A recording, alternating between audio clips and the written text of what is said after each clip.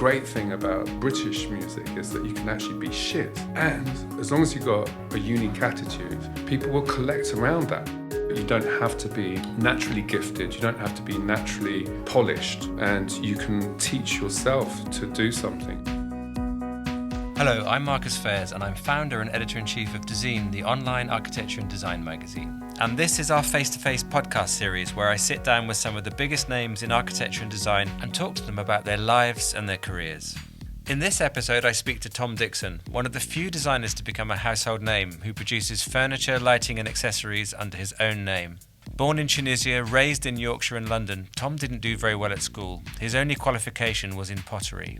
He dropped out of art school after a motorcycle crash, but continued to tinker both with making things and with music, becoming a bass player in a funk band and supporting The Clash at a terrifying gig in New York, where the audience spat and threw bottles. After a second motorcycle crash ended his music career, he turned to welding, making furniture from scrap metal. He gradually built a name for himself by applying the DIY ethos of punk to his design business. Tom is one of the most entrepreneurial and experimental people I know, and one of the most ambitious. The interview took place at his headquarters in London's King's Cross, where he has not only a showroom in a former nightclub, but also offices and a restaurant. After the interview, he headed off for a jam session with a Danish techno musician. Anyway, I hope you enjoyed the conversation I had with Tom. This episode is sponsored by Twinmotion, the real-time architectural visualization solution for creating stunning visuals and immersive experiences in seconds. Learn more at twinmotion.com. Hi, Tom. Hi, Marcus. It's great to be here with you. Could you just explain where we're doing this interview, first of all? Just behind you is the Grand Union Canal. I can actually see a canal boat there. So obviously this is the conduit of the Industrial Revolution. But we're in an 1850s building called the Coal Office, which has had a checkered past. It started off as a coal office, meaning that it was taking the coal from collieries up north, which travelled down by train to what was the King's Cross goods terminal. That doesn't survive. The passenger terminal does, but not the goods terminal. But this office was where the coal was broken in bulk and then taken from the train system onto the canal system. More recently, I guess, in the 80s, it was a rave club called The Cross. So a lot of people remember this building from dancing here. So that's kind of a nice prehistory. And Jamie Oliver started a base build to make it into his headquarters and abandoned it at one point. And that's when I took over, which is a year and a half ago. So it's a building on 4 floors made out of brick, and we stuff it full of as many activities as I can possibly think of. So it's your global brand headquarters then, really. Tell us about the things that happen in here. I mean, if there's one thing I don't really like, is overstating something. Global brand headquarters sounds quite huge. I mean, it's quite a dense and narrow building, quite Victorian, but it's got the advantage of being thin and, having light on both sides. And what's kind of nice about the estate is it's pedestrian, which is quite rare in London. So on one side, we've got the canal, obviously, and a bit of nature there. On the other side, we've got a large open public space. So I've probably got 130 people here, 140 people, of which maybe 40 are involved in the restaurant. So we have a restaurant called The Coal Office, which has food from Jerusalem. And the rest are engaged in designing products and interior design as well, some architecture. And then everything that goes around, not just designing those products, but product developing them, engineering them, packaging them, promoting them, and shipping them worldwide, and then collecting the money. And then some retail. So we have a retail shop here. We also do wholesale, and we do communication from here, which is what we're doing today with you. So all the things that a global brand does then, basically. Well, you're one of the few designers that is genuinely a brand. Your company is called Tom Dixon. It says Tom Dixon on the products, unlike many designers who make their living designing things for other companies. You set up your own brand. Let's call it a brand. That is quite unusual in the design world, isn't it? Well, it depends which bit of design you're talking about. And obviously, I've always found design a very baggy word, which kind of covers a huge amount of different activities, from software design to engineering, but in fashion world, in fashion design, it's absolutely normal to have your own eponymous label. I think consciously I kind of took the design model of fashion. I didn't want to be a fashionable brand, but the way that fashion designers quite naturally do their own prototyping, do their own retail very often, do their own production management, and do their own communication is what we do here. So I always thought that fashion designers, despite it being quite a tough design career, had a better handle on how they could hold their ideas together and their intellectual property and then try and sell that, not just as products, but also as themselves. It's kind of rare in the product design world to do that. And the normal state of a furniture designer or a lighting designer is to work for many different brands, which are manufacturing brands. And I tried that. I tried lots of different ways of doing it. I tried making my own things. I tried working for the Italians. I tried working in big corporation. And when I jumped from the corporation to do my own thing again, I just thought I'd try a different model. And that's the one I hit upon. And it's been both good and bad. And you say the corporation, that was when you were creative director of Habitat, presumably? Yes, Habitat was at the time owned by IKEA. And of course, I was going from being a tiny self-producing, I wouldn't say craftsman, that would be overstating it, but somebody that made their own goods and joined what was the biggest furniture group in the world. Yeah. So Habitat had 70 shops, but I was creative director there. I didn't actually design a great deal. I was head of design and then creative director, which meant that I was telling other people what to design. And before we move on to your story of how you got here, just give us an idea of the scale of what you do. How many products do you release every year? What's your volume? And it's mostly furniture, lighting and accessories, would that be fair? We sell maybe in 75 countries around the world, so we're mainly wholesale. There's probably 1,000 products in the range. The majority of the business is lighting, followed by accessories, which falls into a variety of categories like tableware and perfume and textiles and decorative accessories, and then furniture. So tell us about your upbringing then. Where did you start out your life? I was born in Tunisia, in Sfax, which is an industrial town where my father was teaching. And I lived in Egypt and Morocco until I was about 4, and then I moved to Huddersfield, which is a bit of a culture shock.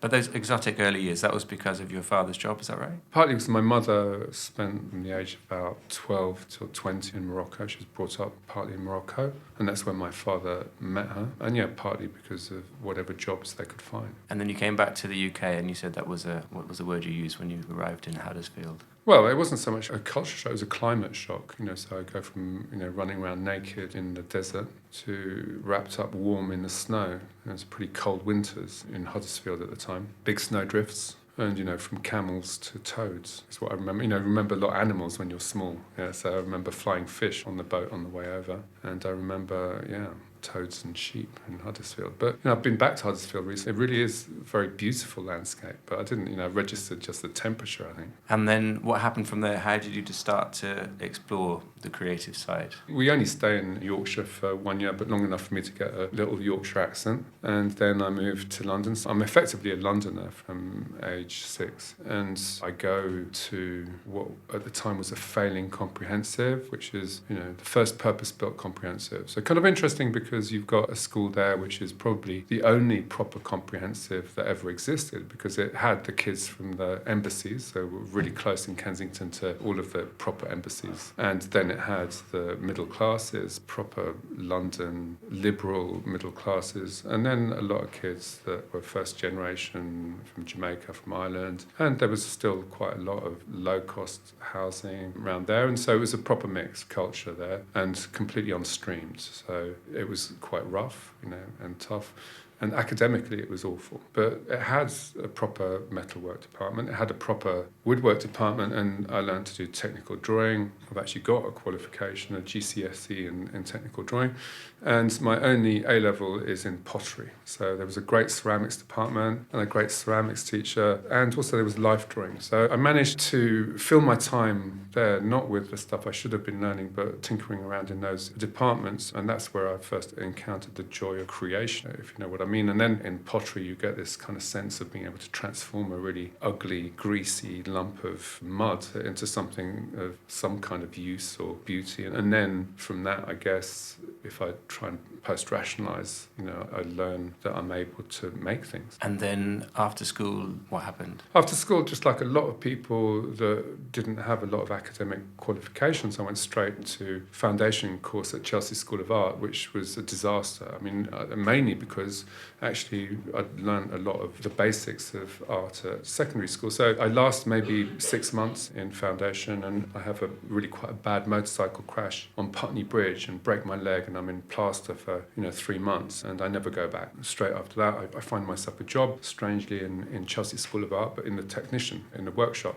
I learned how to do woodwork. I spend a lot of time with retired engineers. The students don't go anywhere near the woodwork shop, but it means that I learned to use the machinery. Learn to get up at 7, sweep the floor, tidy the workshop, make the tea for the boss, and get a kind of hunger to work rather than to learn. So almost like an apprenticeship, old-fashioned apprenticeship. Not a proper one, but just that connection with people that were, had been in the trades was kind of a revelation, I think. And what was going through your mind about what you wanted to do with your life in those days? Did you get into the idea of making things? Did you have business ideas? Music was always part of your life when you were younger and still is. Yeah, well, everybody was in a band, and it wasn't an unusual thing to tinker around with music, and you filled your evenings with that and got another couple of dead-end jobs. I was a printer, but mainly cleaning the printing machines and delivering the print at the end of the day. I coloured in cartoons for a year, so, when they were still coloured in cell by cell, which was incredibly boring work. But at night, we played music, and a band I was in took off, and we played in lots of different places in London. We played at the roller skating discotheque in Hammersmith. We played at the Wimpy Bar in Notting Hill Gate. We played at the Royal College of Art. And for about 3 months, we were the hot thing, but only in London. We signed a record deal, and then everything changes for the worse. What should have been the greatest moment turns into us being a support act for rock bands in Finland or reggae bands in the south of France.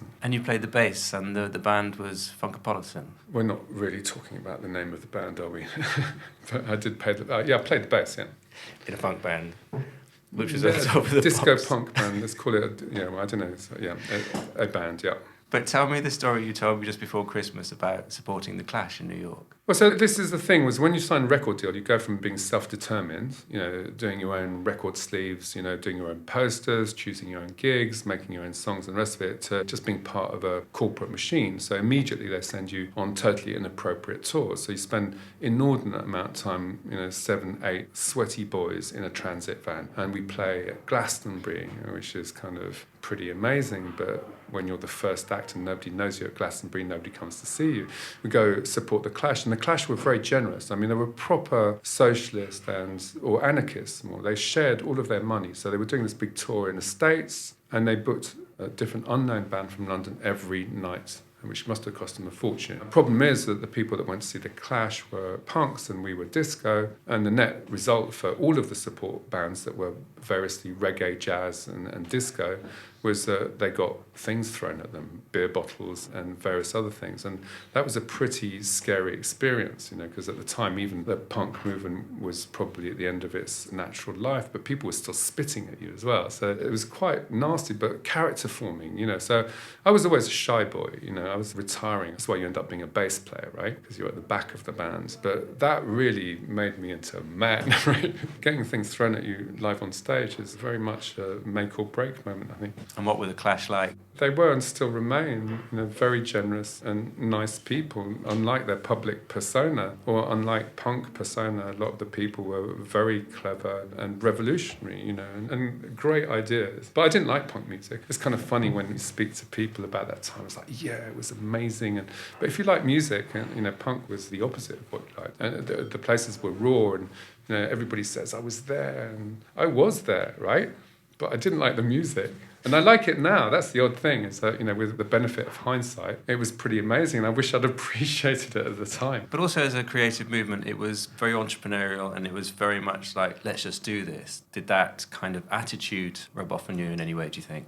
Yeah, I think entirely. The music business is the archetypical place where you can really make your own creative destiny. And, the great thing about particularly British music is that you can actually be shit. And as long as you've got a unique attitude, people will collect around that. And again, it's in retrospect, isn't it? That you don't have to be naturally gifted, you don't have to be naturally polished, and you can teach yourself to do something, and you can broadcast that attitude or that product by making your own posters, by collecting people around you that understand what you're doing, and that can become a trade. And even the thing where you get signed up by a record company is actually quite similar to the state I find myself in now, because I've been bought by private equity, so that ends up being the same kind of thing. I think the music business, and definitely even 3 months or 6 months in art school, for a lot of people was just a time where you could just kind of define slightly what your attitude might be. And I think London is still in fact, the UK is still a great breeding ground for people to be unique and different.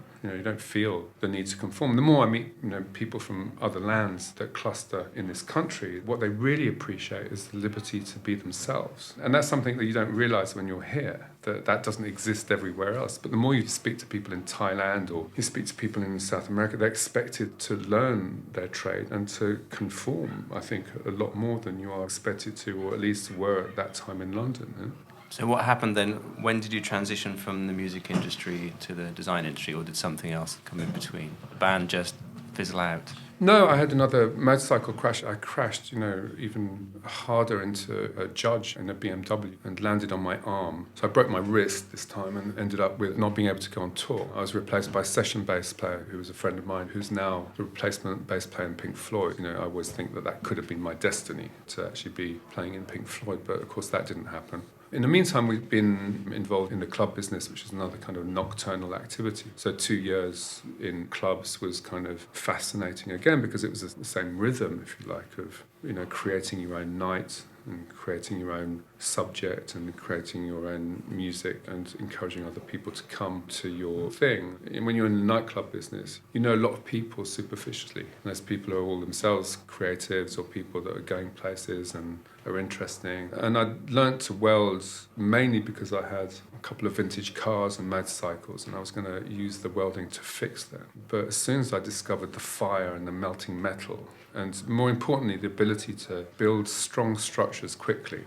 When you're a woodworker, you have to measure everything up. You have to wait for the glue to dry. And you can't take it apart again when you've made it. Metal is so flexible and plastic and rebendable and re-weldable. And it's quick. I get bored so easily. So there was something about the speed of action in metal that really appealed to me, and peering through the goggles at the fire and seeing the molten metal fused together, and then suddenly having a structure that you could sit on. And people started buying what I was making quite quickly. And the process was more like sculpture, but the output, I like the framework of having something useful, something which had departure point of a function, rather than just being a sculptor. And I think, I'd have been happily a sculptor, but it was moving rapidly towards pure conceptual arts, video installations, and had nothing to do with making anymore. And I quite liked the activity of constructing things and engineering and metalwork and all of those things that I still really like now. And then perhaps unexpectedly you kind of found yourself as part of a movement. I remember that was the time when I was going through my design education, and there was this creative salvage movement. I didn't know you knew you saw that. Yeah. It was you, Ron Arad, Danny Lane. Yeah, I remember there being a magazine with creative salvage on the cover. I would go down to Neal Street in London religiously to visit Ron Arad's. But you were a boy, Marcus. Well, how do you know, Tom? We're not talking about, just trying to establish the age difference between us. No. Well, I'm 52, so in the 90s, that's when I was going through... 8 years. You were a boy. Yeah. In the 90s, that's when I was going through foundation design degree. And yes, you and Ron Arad were sort of the leading lights of this thing that was labelled creative salvage, because a lot of your welding was using found objects, right? And Ron was working with, rover seats and things like that. Ron definitely predated me and was very alone in doing what he was doing, and had his own shop and had a formal education, albeit in architecture. And his shop was completely unique. There was nothing like it. And One Off, it was called. Yeah, it was good. It was interesting. And he was very generous about collaborating with people, and he offered me a show. So that was a long time ago. So I filled it with stuff and I sold a few pieces. And I'd had shows before in London, and London was an odd place. I mean, I was never selling to British people. I think all that stuff went to Janet Jackson, actually. But most of the people that were buying were Japanese or Germans that were living here, or Italians, and there was very little British interest, and there's very few publications. This is a time where there wasn't really any design magazines.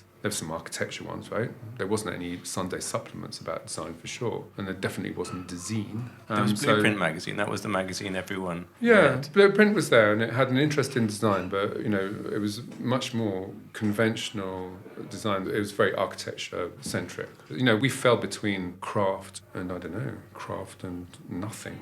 We weren't considered proper design, that's for sure. Because actually, looking back at the work you were doing then, now it's called limited edition or collectible design, sold at specialist fairs. But was there a precedent for that kind of one-off type of salvaged object when you were doing that, or was it kind of pretty unique? Found objects had been a thing in pre-war art. Gonzalez, Picasso, and all kinds of people using found objects. And later on, again in the 60s, there was César and people doing found objects, John Chamberlain. So it was there, but But not to sit on, and not to sit on consciously as functional and objects. There must have been some folk artists doing that, but I don't think there was a lot of people. I mean, I can't think of anybody who was doing it. There was one other guy called Andy, the furniture maker, that was doing exactly the same, but in wood. And there was Judy Blame, who was doing exactly the same in jewellery. Christopher Nemeth doing the same in fashion with old postal sacks. There were people using found objects, and there was people recycling, but they weren't a series of people doing welded metal. So how did that experience and that experiment with welding and creating a piece of furniture turn into a career, a business? Well, that was a good thing about the club business. What started off as a hobby was very quickly turned into artifacts for people that were hovering around the club. So, you'd have a hairdresser that needed some mirrors. You'd have somebody from Comme des Garçons wanting a window dressing, or you'd have Joe Corey, Vivienne Westwood's son, wanting some rails for fashion shops. So there was a lot of jobbing metalwork, because I could make things quickly. And then around that were people that wanted to buy things that I was making. So it was very organic. It was a shift from the nightclub business, which was brilliant, because on a Friday or Saturday night, you literally had bin liners full of cash that you shared out with the rest of the people that were involved in that business. And so you could make enough money at the weekend to power you through the week and do whatever you wanted. And then you had a ready-made clientele that was turning up, and you had discourse with. So there was a kind of shift, and I got sick of working nights. I mean, club business is superficially attractive, but you don't want to be the person locking up at 4 a.m. when everybody's had their fun and you're the last person chucking people out. So that lost its appeal really quickly. I think about most people's jobs and how you're always part of a bigger thing. But here I was able to have an idea, make it, and then sell it, sometimes within 2 days. And I think very few people can say that. A baker, maybe, could do it faster.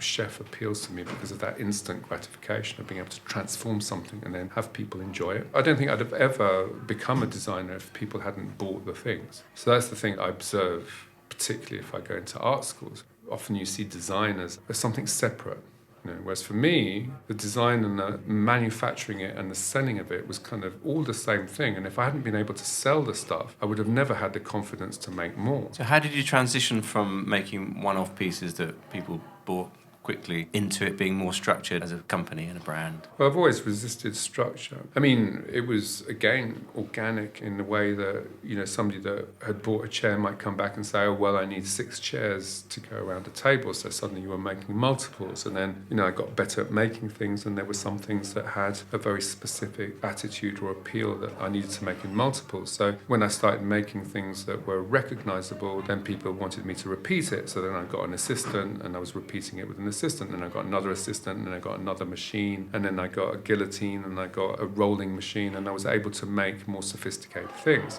So the chefs have just come off their shift, and they all have their lunch just behind here. So if you're hearing any background noise, it's really everybody relaxing from the restaurants. It's kind of nice to have this kind of background noise, but it's probably not great for a podcast. But let's carry on anyway. You got involved in manufacturing rather than just making. You know, even the welding was never really a craft technique. It's an industrial manufacturing technique. And there's something about, again, the speed at which you can make things and the idea that you've got a factory rather than a studio or a craft workshop that appealed to me a lot. So when people wanted things in multiples, I started making them multiples. And that's when I started countering the Italian brands. So Capellini was the first one. There'd been a moment where the Italians had really conquered the design world. The Americans had done it in the 60s, and then really the Italians were everything to do with style and innovation in furniture. But they kind of run out of steam after postmodernism and got themselves into some kind of corner which was very angular and very almost superficial decoration corner. And I hated that stuff. And again, just like with the music, I hated it at the time, which was great because I could react to it. I love it now.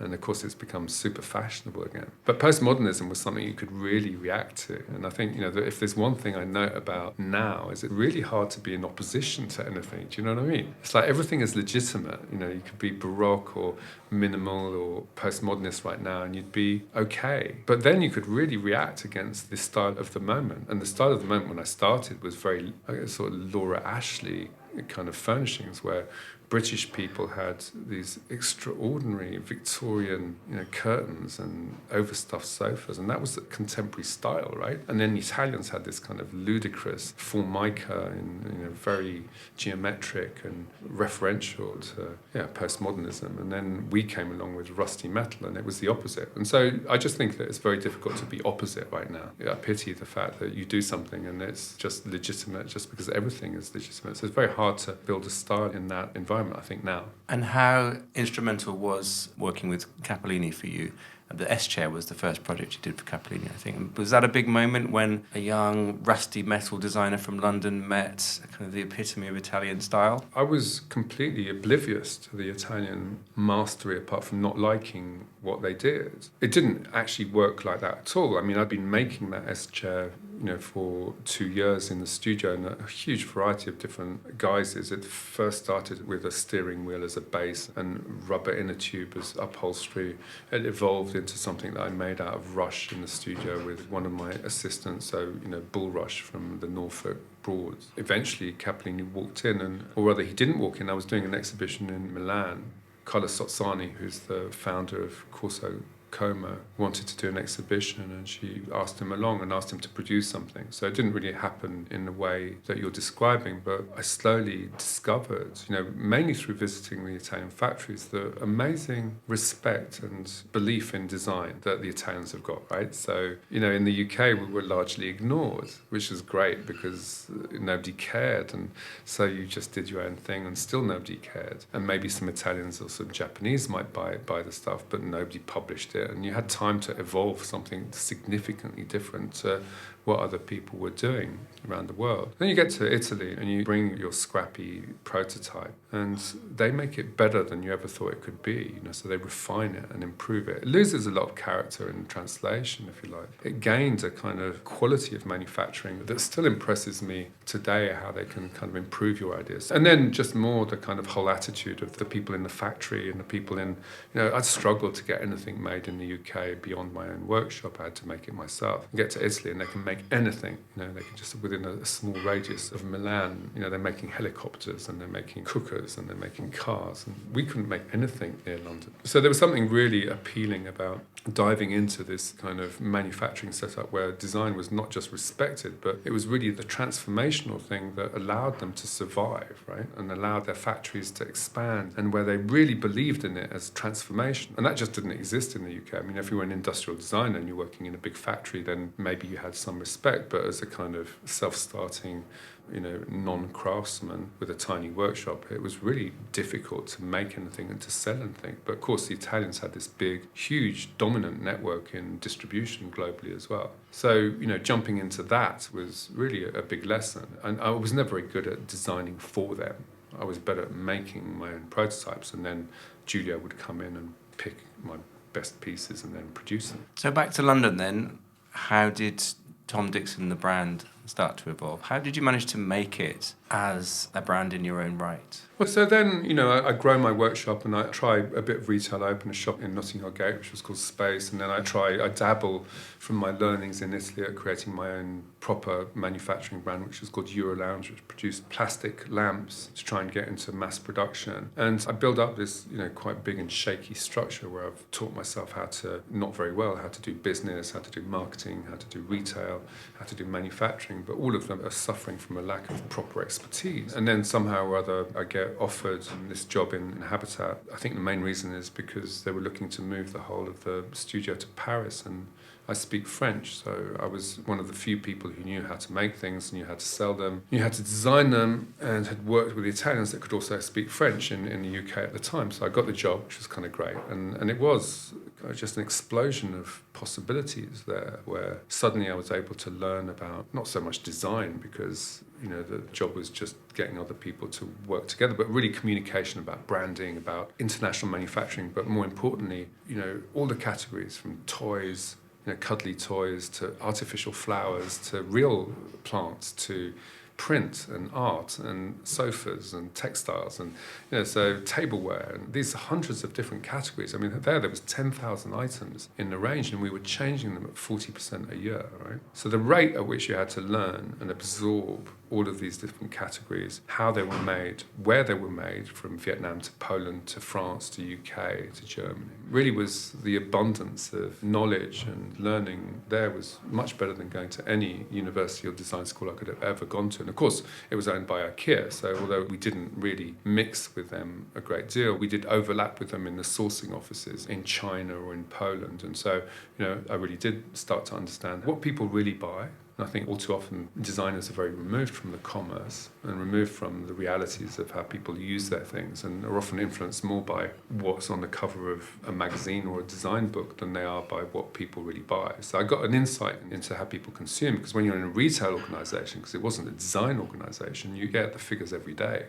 So you really know what's selling, and you know what you've made and whether it's a success. And then you did that for a number of years and then came back to your own business, and what happened then? Well, so I had 10 years of life in a corporation, and of course I'll always be grateful because I learned so much. And again, not just about product, but also about communication, about branding and about business. But at one point you start repeating yourself. And I was hungering actually to design again rather than telling other people how to design. And I'd done some great projects there. I'd managed to meet some of the great designers of our time, Castiglione and Werner Panton, and I'd included them in the range, and I'd managed to commission lots of people like the Burlex, quite early, a series of other younger designers and old designers to do stuff. But I was a bit jealous of them. I wanted myself to design, not to tell other people to design. So it was time to start again, and I just thought, I've tried making things myself. I've tried working with the big Italian brands. I've tried corporate life. How the hell am I going to do this next time? And I had to find a way of doing it. And somebody walked into my office and wanted to create a furniture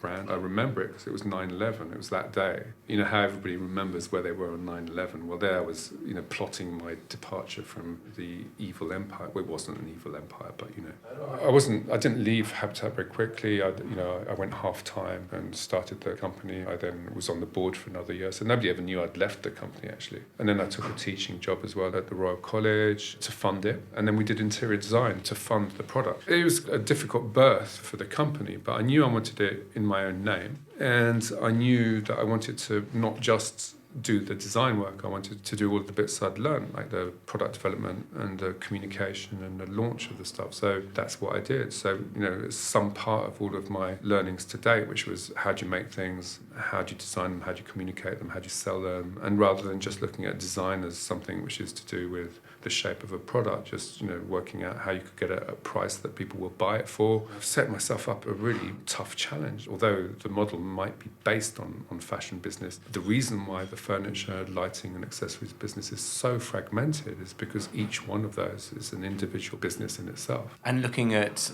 the range of products that you produce in the showroom just behind us, how would you describe the style or the vision or the look? I hate the idea of labelling myself because it puts you into another box that you have to fight out of. When you're having conversations with your designers, you must look at something and think it's not quite Tom Dixon-y enough. That doesn't mean it has a style, but it has maybe an attitude or a spirit or a materiality or something.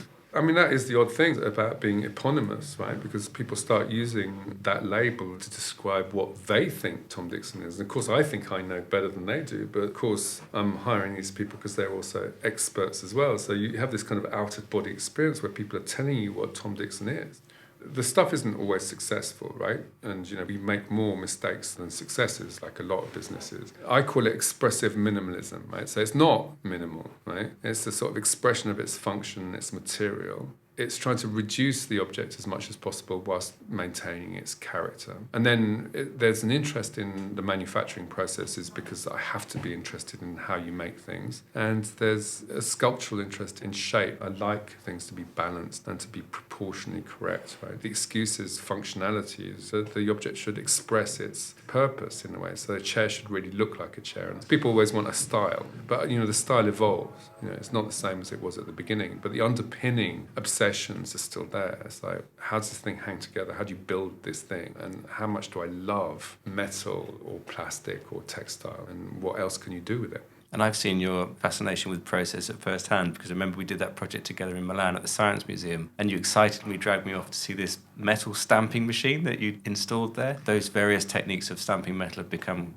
integrated in lots of projects since then. Yeah, I mean, there was a slightly different subject. It wasn't so much about the machine, although we had to design to suit the machine, which is something I do quite often. It was more to do with a discussion about what happens next, after IKEA, or how does the real versatility of digital machines now affect how you make things or even transport them around the world. So the idea there was to, instead of transporting furniture to Milan, was to say, well, can we make it in Milan at the fair? Can we actually create a whole restaurant out of one machine? And we did. We did screens and we did chairs and we did tables and we did lights all out of this single robot. And I think, it's definitely a big conversation now. But the fascination of the process has never left me. And I think even for the customer that's now so far removed from the means of production and how things are made. I like to make an analogy with the restaurant, because people love to see how their food is being made, but they've forgotten how their furniture is being made, or how their washing machine is being made, or their car is being made. They don't even go into garage, because in a garage all they're doing is they're taking out a big lump of circuit board and putting another one in. So you've lost the kind of connection with the material world completely and how things are made. And, I do think it's a passion of mine, and what we were doing in Milan was partly demonstrating how things are made, but also how people might consume or even adapt things to their own needs later on. So I know that it's a conversation that's happened a lot recently, but people tended to do it with very small, rapid prototyping machines. So it was kind of nice to have a massive industrial robot bashing out metal and making a lot of noise. And tell us about the corporate side of your business. You sold your name. You don't actually own your name anymore. You've got an investor on board. How's that all working? I do own a little bit of my name, okay, still. The T.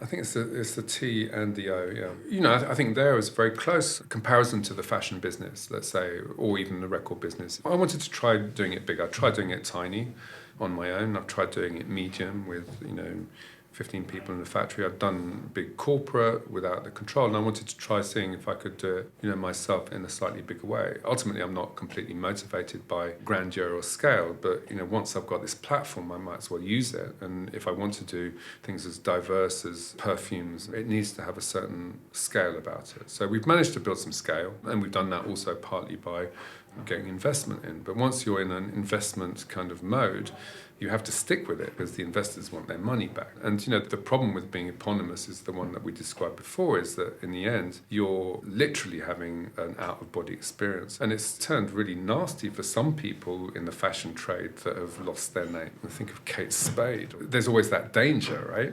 Or Prince in music.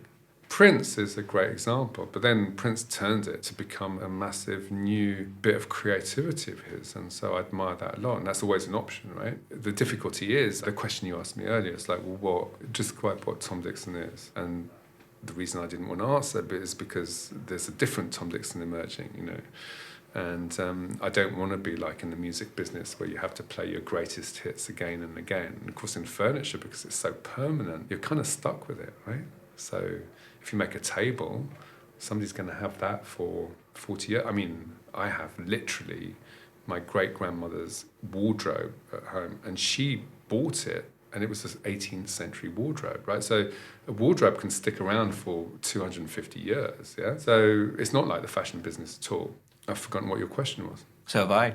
But the next question was going to be, where does the brand go next? So, for example, you've opened a restaurant in Milan, which is quite a clever idea because it also doubles as a showroom. And as you mentioned before, you've moved into fragrances and candles and things like that, and collaborations with Teenage Engineering, the little synthesizer brand. So you've really kind of busted what a furniture and lighting brand might be. So what else do you have in mind? Well, I have a view on brands, particularly in the contemporary environment, which is that you're no longer trying to make something very specific or protect your logo and do something which is totally recognizable. In the end, brands are more about their networks and their shared attitude, isn't it? And I think what's always been difficult about furniture business, particularly in lighting as well, is that it's never going to be a really great shopping experience. Showrooms are dusty and you're never getting a lot of people shopping in them. And so because I've done an amount of retail, I want a shop that's buzzing and active. As it all moves online, it gets worse and worse, right? So ultimately what's kind of great about having a restaurant is you end up getting a showroom which is, if you get it right, a profit centre rather than a cost centre, as they say in the trade, right? So most people have showrooms and it costs them money to have showrooms, particularly in contract furniture business. But I have a showroom where I can give you a cup of coffee, which I just have, from a proper coffee machine, made by a professional, and there's bread baking there from 6 a.m. in the morning, and my showroom closes after midnight, right? Here at the coal office, my fantasy is going to be 24 hours, so just like in a factory that's successful, you do 3 shifts. And we got 2 shifts going here anyway in the restaurant. And then I just think, well, what a waste to have this building empty from midnight until 7 a.m. So I'm trying to think of a way of filling that. And of course, I could probably do customer service for China and Australia, during the night quite happily from this building.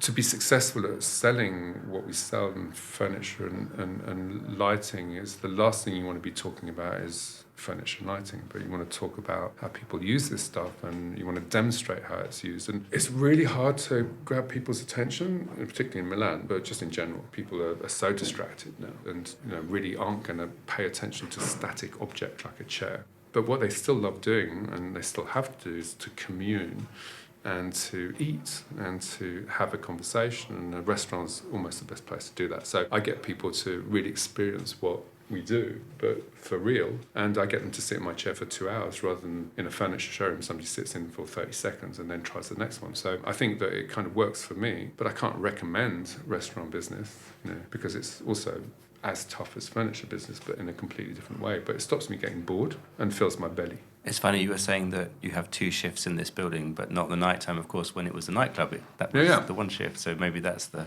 Well, you've seen the discotheque upstairs.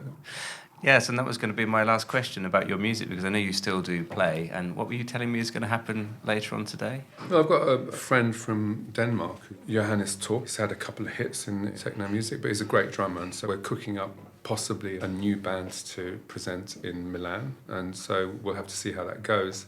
I'm toying with the idea of nicking your microphone and using it to see if we can't record a couple of tracks and see how it goes. So it's the first time I've ever played with him, and we'll see how it goes. And if it goes well, then in 2 months we'll be live on stage in Milan. Great. Thanks so much, Tom. Pleasure.